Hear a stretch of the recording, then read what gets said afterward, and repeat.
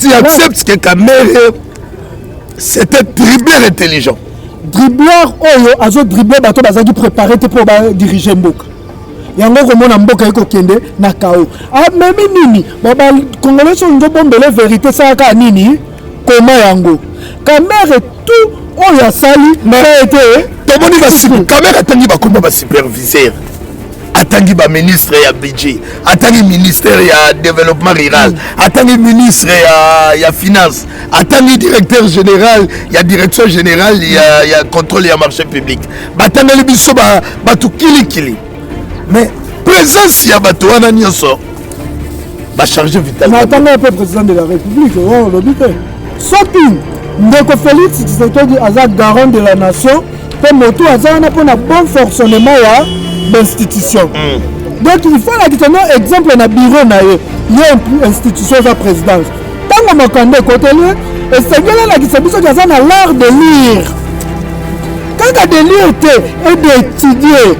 Kamere a travaillé dans ce pays pendant 30 ans. Il a toute une expérience dans la vie. Okay. C'est pas ce qu'il a lui apprendre. Chez Bissou Télévision, chaîne Oyo Kokani na yo. Chez Bissou Télévision, la chaîne qui vous ressemble. Chez Bissou Télévision, deuxième vitesse. N'hésitez pas à liker notre vidéo. Et si vous êtes nouveau sur notre chaîne, n'oubliez pas de vous abonner et d'activer la cloche des notifications. Mote Kinshasa, République démocratique du Congo, tozali awa na mboka elengi République démocratique du Congo, botama Congolais yo elengi mokili. Toza to beta masolo belé par rapport ya ba réalité ko na politique. Ba réalité ko na politique.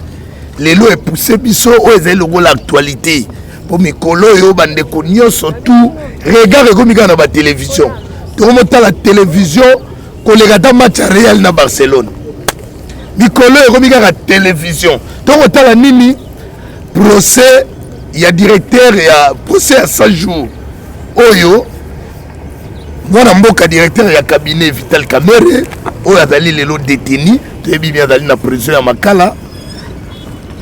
Toyebi par monenge legi tozaki na première audience ya procès 100 jours où ezalaki toyebi dossier ezalaki pa juge président Raphaël Yani toyebi na deuxième audience où ezalaki pe kaka na maboko ya juge président Raphaël Yani 2 jours après audience asilaki boko tika biso baye kopesa audience na moto azalaki adjoint na ye juge azalaki adjoint na ye yende moto akomi président ya chambre. Nde audience ko continue 3e jour ezalaki benda bika o toyebi audition ya ba témoin salemaki ti toyebi ko kena ngona 4e jour tala ba témoin ba Mida Chatir ba Soraya ba ministre budget ba Bitakwira ba DG ya direction de contrôle ya marché public secrétaire général ya développement rural tala molongo na ba conseillers principaux ya chef de l'état. Tous ça ma solo de lengi TV la radio et pour ce biso to ya wapi to na biso to beta lisolo na bandeko na droite na ngai na dali na mwana mboka Trésor King o boye bien adali résistant a moto bana mo message na bandeko ba otala. Merci ndeka na mi bengara communicateur ya peuple. Ouais. Communicateur adali solo bena to beta. Donc solo la communicateur à peuple na ko ebisa bino nini peuple a lobi nini peuple a raisonné kolo Congo ngaza mwana Congo traza kolo Congo. Kolo Congo. Communicateur bana odali solo to solo la bana poto ba ota biso kuto to lia pe mwanguba. Tshela biso na mwanguba. Kebande na poison ko Mikolo poison ba le président. Yo banana koteta na nguba ono damena na biso totala po mikolo. Ko ba roza pe to fandi ba tindi yo to tekela ba nguba. Damena nguba wana biso mo totala non. Voilà. Et dans la caméra. Oyebi Jamal. Makambo melengi. Tshela otokisa wana. Tshela na manguba wana. Okoyona na caméra. Wana mboka yam spaza to da mara biso to beta lisolo. De ba congolais ba to dans cadre ya esprit quoi. To bien manguba to beta moi lisolo. Merci. Na lia we ya otokisa na ebite mona mboka. Ngaka ya otokisa. Mema ipe ba tokisa la ngwa tsaka ya otokisa. Ezaka mai nyoso za mai. Makambo TV comme lengi nde toyebisaki bino ikolo TV comme lengi makambo ebele ba réaction ya bato na audience kilike mona mboka tozongela idéologie oui présentation ndenge kaka tolobaka nzete ekoki kozouer rôle ya parasoleil na ntango ya moi me na ntango ya mbula keba mai ekodusola okopola eleki koloba nini bazwi kamere baremplace na moto mosusu bakeba eloko moko boye ekoya ekodusola parasoleil aza na mosala nango nzete mpe aza na mosala nango ata na ndako jamais nzete ekoya azwa place ya parasoleil liyanza sepela na koti na lokolo ya moto na kofiba makilame ekobima nde ezalaka liwa bato nyonso bakolanda biso babike na pesi yenge matondo ingeta ande topanza tobimisaka bosolo comme le peuple congolais. Merci mon amour ndeko mona mboka yams to da mengu ba to beta masolo mama mboka présentation d'abord na bandeko nyonso bakolanda. Merci beaucoup na pesi mbote na bandeko nyonso baotala biso libanda ya Congo na kati ya Congo bisika nyonso bandeko bazwami bazana Burundi bana Rwanda bana Gemena bazana Ituri bazana oile bawile mbote na bino boyebi na bandaka bongo ngai komona nga ndeko mwana mboka Yamson nazali analyste sociopolitique puis nazali journaliste en formation lelo yo nazali awa na émission ya ndeko Yves. C'est ici qu'on va essayer ya komeka ko panza pe moins teke par rapport à makambo ezoleka to défendra ba valeur toujours tout ça contre l'immoralité contre les anti-valeurs tout le cas toujours to promouvoir ba valeur voilà. Merci mon amour merci to bandi mission na biso na kisana mwanguba rap to solola bon bana ko mesana biso boye to solola ka batu bango leka na bango da télé réalité to solana na bande ko me ba patu pe bango leka na bango to ko beta masolo aner pesora ye la mission rara mais to signaler d'abord na batu oti ko kanga mona mboka papi okata oyo azali cadre na INC bakangiye pour la diffamation na ba émission asalaki pour mikolo cybercriminalité keba mikolo ba ko attaquer ti na ba réseaux sociaux lelo to loba a se retrouver déjà dans ma cala mes dossiers naé et ça na niveau ya parquet et après la cour d'appel ya Kinshasa Matete wana zalina ni papi okata wa zali cadre ya INC bana mwana mboka Vital Kamerhe directeur ya cabinet ya chef de l'état information fini chef de l'état bon asala ya côté mwana mboka Christian Tshisekedi oyo azali petit frère ya chef de l'état mais tout ça wana tete capsule to beta absolument solo attention ke bana diffamation mikolo et bana diffamation ko le bomo ko kangisa na yoka ke evangeliste mobo ya muninga journaliste pe ka kombone kanga maki Kebana état des droits. État des droits, état des arrestations. Tobani masolo na biso. Lobby batu tout na ba télévision on a mboka batu tout regarde na ba télévision procès 100 jours. Il y a programme d'urgence et chef de l'état. Vital Kamerhe dagi audition ya ba témoin. Na ebité to beta masolo. Audition ya ba témoin. Yo pona yo. Ba témoin nini o ba capturer ki yo par rapport à audition na bango.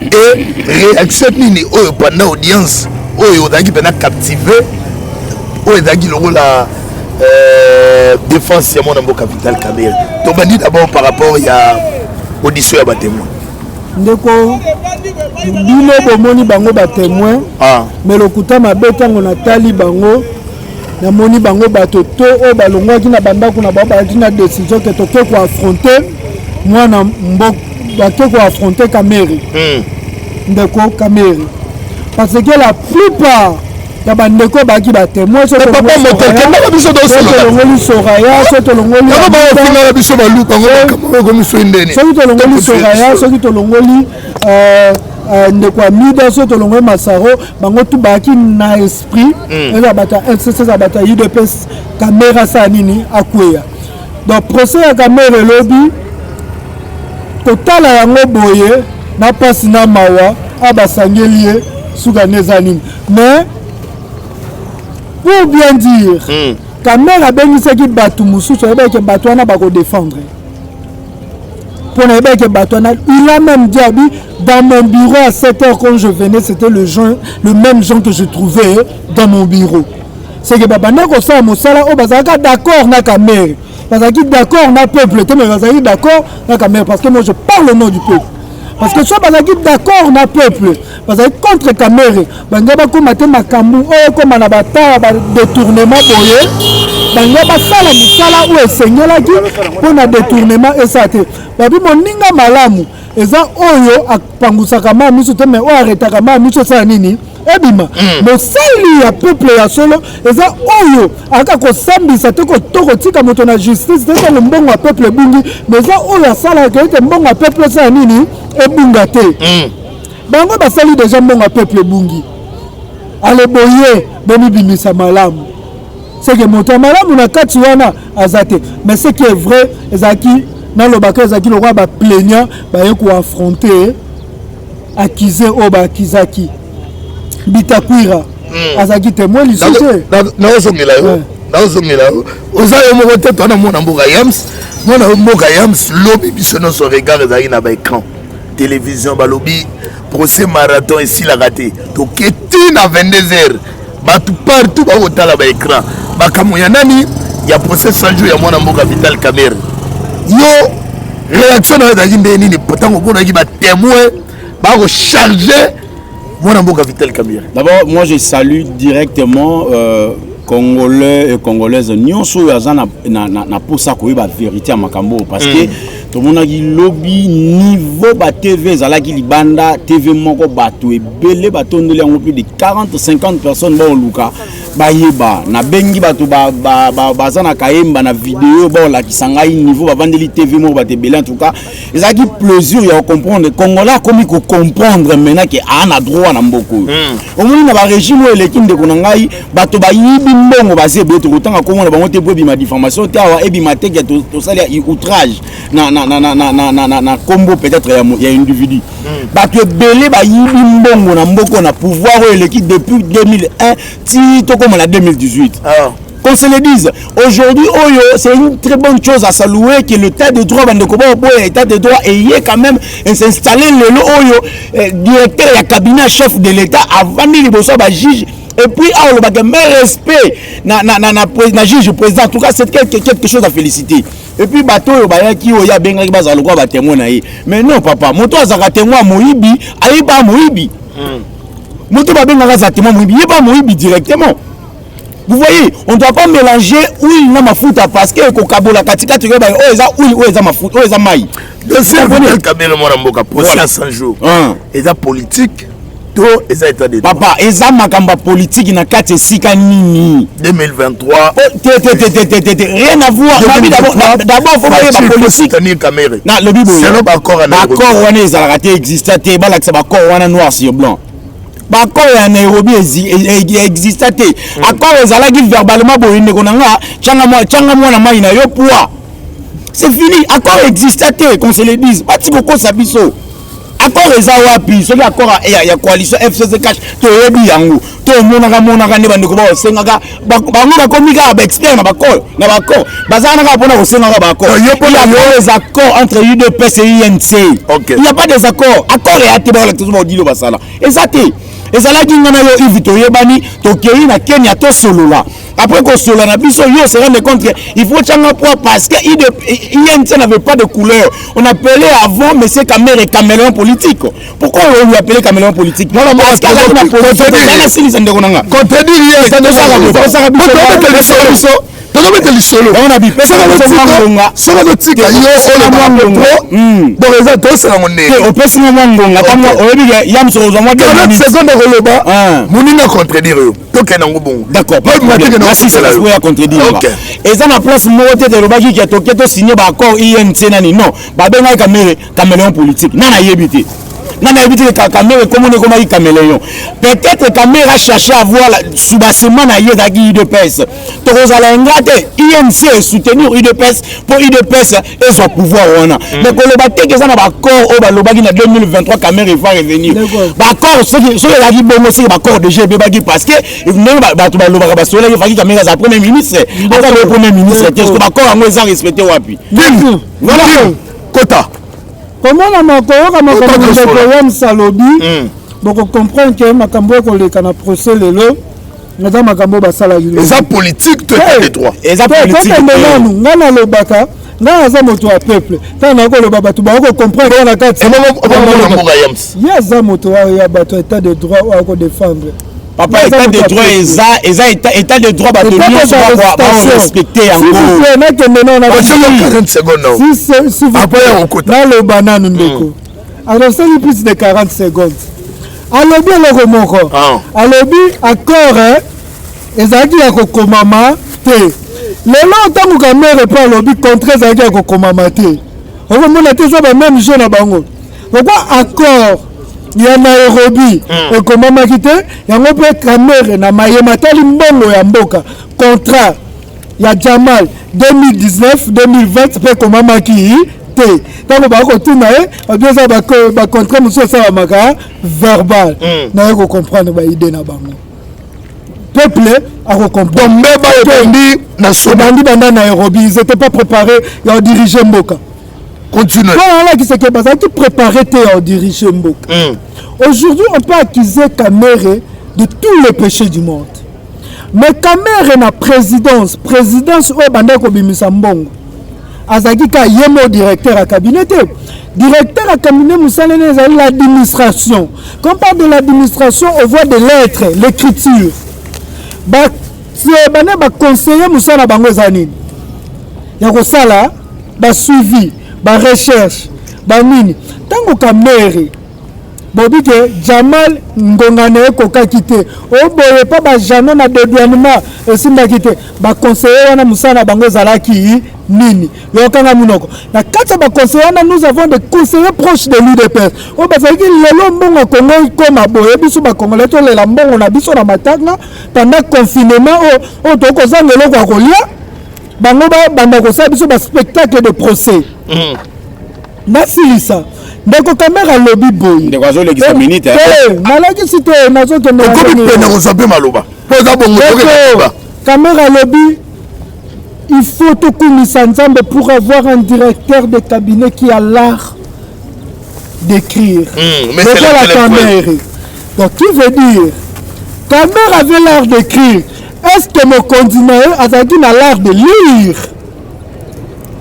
parce que l'art de lire na l'art d'écrire Kamere wana obimisa bango nini que nakomi talaka po mona ke bato bando travailler na Kamere bazaki na l'art de lire te na lobi te ke bayebi kotanga te bayebi kotanga mais baza na l'art de lire te okomona soki secrétaire wana abimisa mbongo aye confirmer ke basignaki peo na procès afandaka na lettre yebi te ke basignaki yango peo na procès ndako ya confirmer secrétaire ya Kamere ke basignaki nini wana pour montrer que non, na moni mesikoyo basigné po. Tu acceptes que Kamere c'était dribbleur intelligent.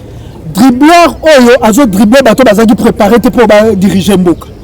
Yango komona mboka eko kende na kao. Ah même nini baba congolais so ndo bombele vérité ça ka nini koma yango. Kamere tout oyo asali mais été tomoni ba Kamere atangi ba komba ba superviseur. Atangi ba ministre ya budget, atangi ministère ya développement rural, atangi ministre ya finance, atangi directeur général ya direction générale ya contrôle ya marché public. Batanga biso batu kili. Mais présence ya bato wana nyonso ba chargé vital. Mais attendez un peu président de la République, on l'obité. Toujours que malé. Wana tsuko boye information. Wana mboka souffle calera ri magique. Toujours que malé. Wana mboka. Yebi sanga yi par rapport ya bateau nyoso batanga yi comme superviseur. Atanga ki balaki 9. Bango nyoso to justice abengi bango. Nangana si c'est lobby frappe et bandaki. Mais si les sanon maloba non rapidement. Maloba nangana si saboni. Sopi ndeko Félix Tshisekedi aza garant de la nation. Pour moto azana pour un bon fonctionnement ya d'institution. Donc il faut la kitano exemple na bureau na ye institution za présidence. Tango makande côté lui et sengela la kisabiso kaza na l'art de lire. Quand de lire et d'étudier la lettre. Étudier avec si ba conseiller na bitala mokanda ozo senga mbongo bebe bona ndela ngolo suivre va to bimisa mbongo batu na zipina question na lingana tunayo. Donc ça nazo landa yo bien. Nini balobaka na français que il n'y a pas de mauvais groupes, il n'y a que de mauvais chefs. Tolobaka charge oyo ya makambo ya 100 jours ya chef de l'État. Dossier to mona o nenge ko kende. S'il faut condamner, on va condamner directement les chefs de l'État. Mais oui. Voilà, déjà. Il y a le bénin. Bon fonctionnement, ça. Merci beaucoup mon mboka. Otuni mituna misatu ngamo na za témoin au PCA 5 minutes. D'accord. Bango bazaka bongo, bango bazawana kaka batemela batinyoso. Kabila azaka batelemeli. Tu sais que le président ba otelemela ye. Ba to ebite ba oluka nini? Pesa senga nini? Faut tout na bango peuple o senga nini? Bana loko ba ebite peuple o senga. Bango bazawana kaka ko telemaka ko bimaka na balabala. So lobi article 64. Article 64. Toke na article 66 na article 67. Beta masolo. Lobini article 67 na 66 et lobini. Bango bazana ko diembela ka na article 64. To koma kuna te. Tango bango ba oloba ke caméra tangi komba chef de l'état, baza na preuve te sikani caméra tangi komba chef de l'état. Et sikani nous alors travailler au nom de chef de l'État. Mais non pas seulement au nom du chef de l'État, au nom de la instruction démocratique les instructions. Et attends papa, Kamere travaillait comme directeur il y a cabinet il y a présidence, il y a République démocratique du Congo. Vous allez comprendre cela. Il ne faut pas culpabiliser le chef de l'État ou charger pour dire que Kamera a travaillé pendant hier. Cela veut dire qu'il y a une obligation à la même chose. Kamera n'a qu'à bureau à Kamera. Si on peut voir papier, le président a une obligation à c'est ça. Pour yo chaque jour on a trouvé que zone c'est un pas président. Mais comment na lobby yende ko na Yves c'est là na répondre mutuna ou très bien tant on travailler ngamoko na mboka tant ngana on travailler ngamoko na biwo mbanga moko na zana ba travailler pembeni ngati na ça égoïste très bien il faut na benga bato ba ya ba yedenga ndeko Yves tant na bengi yo pembeni ngai za po yo yedenga na za su na bengi na bi Yves no za na o komi ko simba ngande micro na za su na obligation de ko na ko landaka yo pona zo ka micro na sao ba simba ka be ba simba Kamera a travaillé dans ce pays pendant 30 ans. Il a toute une expérience dans la vie. Okay. C'est pas ce qu'il a lui apprendre. Donc, le chef de l'État est là qui a mis confiance totale aux agents. Là où on contrôle, papa. Là où on dans le bibo à une minute tu vas pas sili sande ah quoi comme si la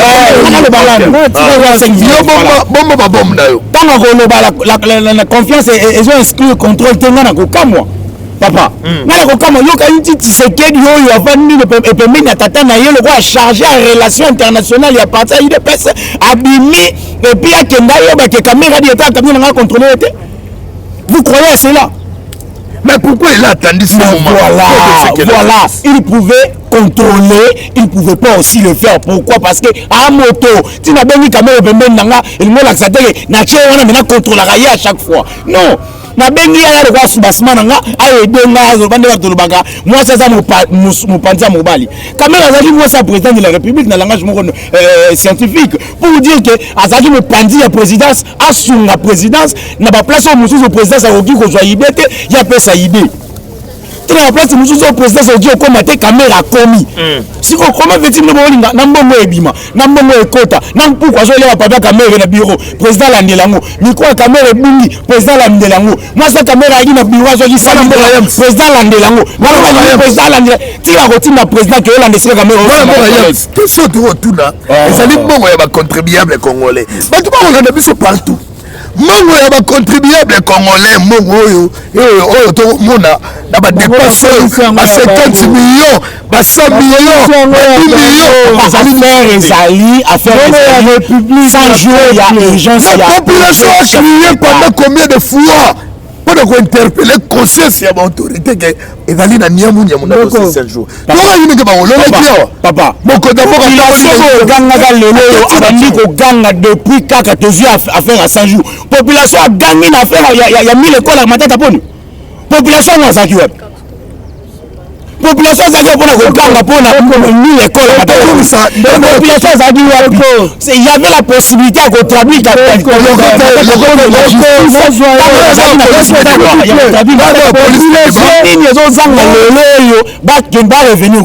parce qu'aujourd'hui le chef de l'État peur de la démocratie le roi état de droit le bango bakomo dondo nango bakomo zanga maloba koloba nezo saka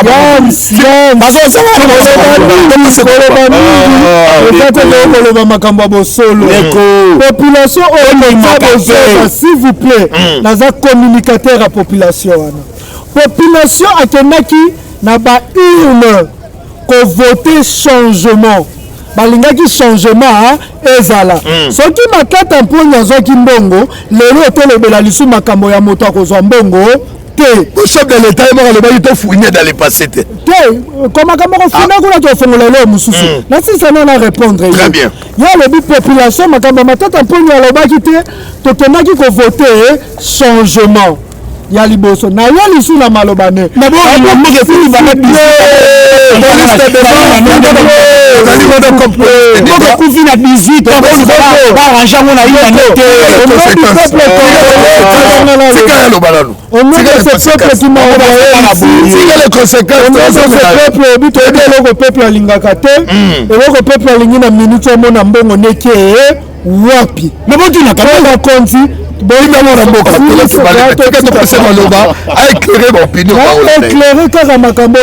Très bien. Olobi Kamere a travaillé dans ce pays pendant 30 ans.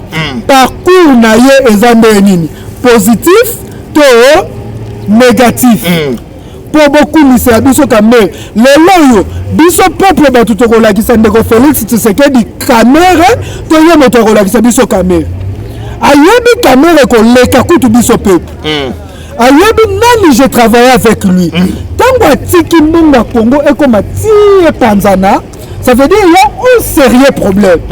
Que vous ne comprenez pas. Nous voulons que mbongo ya Congo et Kei. Babi, vous me prévenir que guérir. À ça la kimine. Toya liso abi monsieur tot critique Kamoto tout. On est là pour critiquer pour Makambo Sanini et que Liboso. Vous allez aussi s'il vous plaît. Il nous a dit c'est ça. Il pourrait nous dire soyez patient. Bozela après 3 ans bon ça l'a suivi ne changer. Tant on ça projet 100 jours na bi na yo ko pesa bi le projet pour bon ça l'a nini suivi. C'est lui qui a dit ça. Très bien. Le président. Donc ça veut dire biso tout biso na biso na peuple na batonio so ça suivre mais en autre salle. Très bien. Toye Kamere, vous condamnez Kamere pour rien. Kamere a fait que concrétiser la rétrocommission que M. Félix Tshisekedi avait dit il y a pas longtemps dans la presse internationale. Ngana Yotozaki, rétrocommission. Na presse commission, bazoni selinga mbongo ya commission. Pour a-t-il le avocat ya République? Bakola kisate esika nini Kamere timba kimbongo asengi mbongo na kesa lete belé akati timbi muke bazo supposer que non Kamere timba qui pas bato comme kuna bakati basali nini basali cop na c'est ça la rétrocommission. Rétrocommission il a valorisé qui to Kamere famille na ndako alors que ndeko Félix Akeya lobi na basiel mususu na basia mususu rétrocommission eza anti-valeur et pas na biso anti-valeur moto ko ya na kopa liembo ngone anti-valeur Kamere dit voilà on m'a encouragé de faire la rétrocommission ayo azu Jamal ayo